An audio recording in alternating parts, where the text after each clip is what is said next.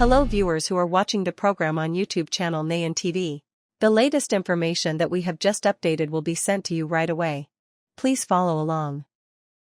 Hungary, a member of the EU and NATO, has called on European countries to go to Moscow to sign a security agreement with Russia amid tensions between the two sides that show no signs of easing.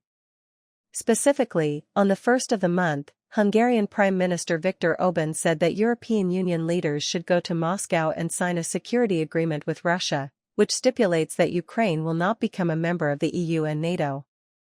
In fact, Europe needs to go to Moscow and sign a security agreement between the EU and Russia, not Washington, Orban said. Not just about Ukraine, but about EU-Russia security. Obviously, that would include Ukraine not being a member of either NATO or the EU, but it could also include a strategic partnership agreement between Ukraine and the EU. And I think Hungary could support that. According to Orban, Ukraine's accession to the EU could put the bloc in conflict with Russia and hurt Europe's economy. He stressed that a strategic partnership agreement between the EU and Ukraine could be a compromise option that Budapest would not oppose. Hungary is an EU and NATO member state but is heavily dependent on Russian energy supplies. During more than 2 years of fighting, Hungary has maintained a relatively neutral stance toward both Russia and Ukraine, and has repeatedly called for negotiations. Budapest has long opposed Western policy regarding the Ukrainian conflict, including supplying arms and imposing sanctions on Russia. The Hungarian government has also repeatedly called for Ukraine not to join NATO or the EU. Hungary has also repeatedly disagreed with the EU on its approach to the Russia-Ukraine conflict and the EU's sanctions policy on Moscow. It often vetoes specific EU proposals if they seriously harm its national interests. This has made it difficult for the EU to agree on new sanctions against Russia. Last month, Prime Minister Orban said the Russia-Ukraine conflict could only end when the West and Kiev accept that Ukraine cannot join NATO.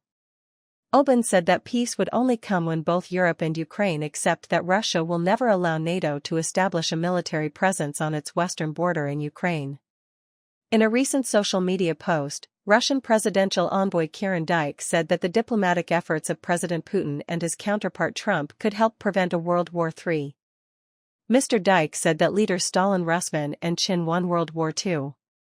President Vladimir Putin and President Donald Trump will prevent World War III. The Russian official is attaching a collage above of photos of the leaders of the Soviet Union, Britain, and the United States at the 1945 Yalta Conference, an event that laid the foundations for the post-war world order. Below is a photo of Mr. Putin with his U.S. counterpart. The post also features symbols of Russia and the U.S. shaking hands with a dove symbolizing peace. The DF envoy also refuted the views of former U.S. Ambassador to Russia Michael Marfone, who said that Moscow was not serious about negotiations to end the conflict in Ukraine. He said that the mistake of peace is coming thanks to the dialogue between Mr. Putin and Mr. Trump. Former President Joe Biden's approach has failed. Efforts to isolate and punish Russia have also failed. Respectful dialogue, mutual understanding, and problem-solving to find a lasting solution is the way. Before Russia launched its military campaign in Ukraine in 2022, Kolyuba Sapovic was a successful software engineer and technology entrepreneur. When the war broke out, Kosapovic decided to close his financial technology company in the land of Kohoa, pay his employees for 3 months and return home. To support Ukraine's fight, Kosapovic is putting her technological expertise to work. In May 2023, she founded the Dick Metis Foundation, which has branches in both the United States and Ukraine. The foundation was created with the mission of bringing new technology to the military and saving the lives of as many Ukrainian soldiers as possible. In the face of a manpower crisis, after years of war, when Russia was superior in both the number of soldiers and the military budget, Ukraine was forced to rely on machines and technology to maintain its defense. Kosovic soon set out to solve this problem. Starting with UAVs. One of Dick Metis' successful initiatives was Victory Drone, a program that helped expand the scope of UAV operations for the Ukrainian military. The program focused on providing, training, and developing UAV technology, especially FPV UAVs, to support missions such as surveillance, precision strikes, and transporting supplies on the battlefield. We were the first to launch public fundraising campaigns for FPV UAVs in Ukraine, Sapovic proudly said. She also laid the groundwork for the Ukrainian military to use UGVs, or autonomous military vehicles. 2 years ago, Nghe Stout launched a fundraising campaign to develop an early version of the UKV, an explosive device, an autonomous suicide attack vehicle. The campaign reached 70% of its goal and has already delivered some of these vehicles to the battlefield. Near the city of Ivivka in the Trun region.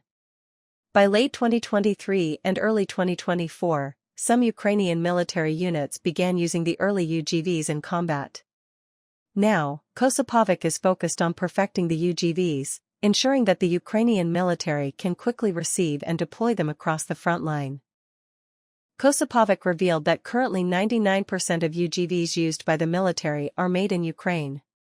Nghe Stout's latest project, Victory Robot, aims to develop UGVs with large payload capacity suitable for tasks such as logistics, transporting supplies and ammunition, evacuating combat casualties, laying mines, and clearing mines.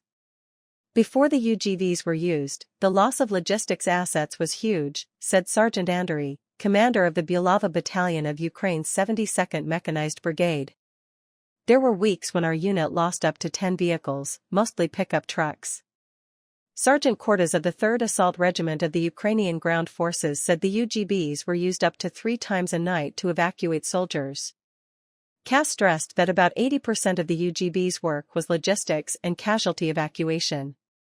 Wounded soldiers would take any chance to get safely out of the field, and UGVs provided that opportunity. However, scaling up the use of UGVs is not easy. Ms.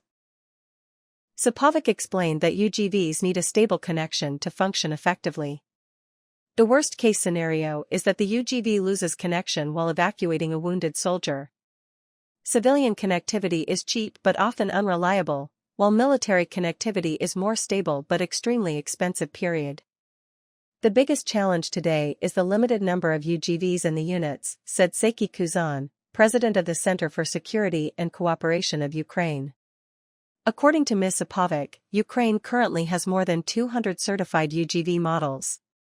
Her team has won the trust of the leadership of the General Staff and the Ministry of Defense of Ukraine. Thanks to that, direct cooperation channels with military commanders have been built.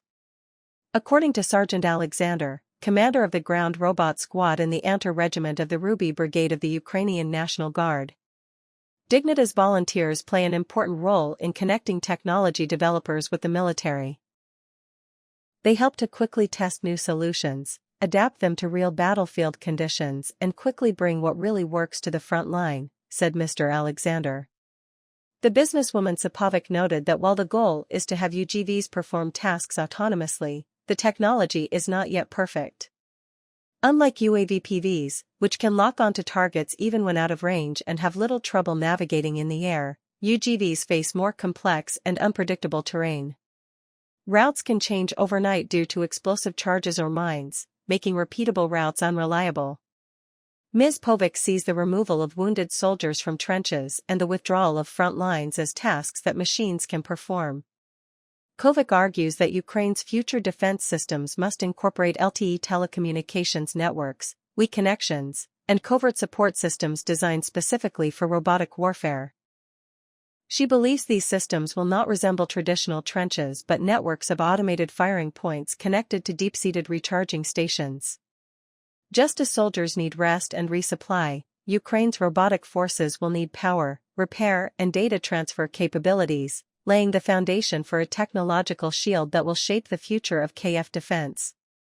Sapovic asserts that other countries are studying our approach because what works in the U.S. lab or on the training ground is not feasible in modern warfare. Ukrainian engineers are laying the foundation for the wars that will be fought in the future, not just for Ukraine but for the world.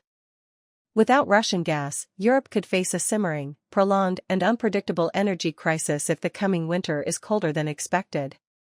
Accordingly, the CEO of the Russian oil and gas group Grom, Mr. Alex Miller, has just warned that Europe could face a real problem with gas supply in the coming winter, especially if the temperature drops sharply. Speaking on the sidelines of the Eastern Economic Forum (EF), Mr. Miller emphasized that we are witnessing an increasingly serious reality. If the winter is just a normal cold winter, this will be a real big problem.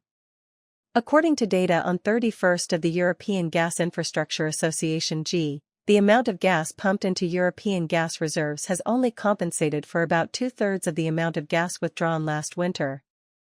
Thus, Europe is still short of 18.9 billion cubic meters, which is the second highest in the history of monitoring at this time. Mr. Miller commented that Europe still seems to be unaware of the scale of this challenge while the time to fix it is getting shorter and shorter. Industry data shows that total Russian pipeline gas and LNG imports into the EU fell by 12% in August compared to the previous month. Notably, LNG imports fell by more than 20% as shipments were diverted to Asia, where demand is growing. In a bid to completely wean itself off Russian energy, the European Commission in June proposed legislation to end oil and gas imports from Russia by May 1, 2028. EU countries are still negotiating the timeline.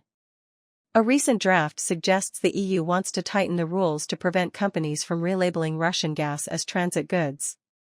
Customs will reject imports unless there is solid evidence that the gas was produced outside Russia.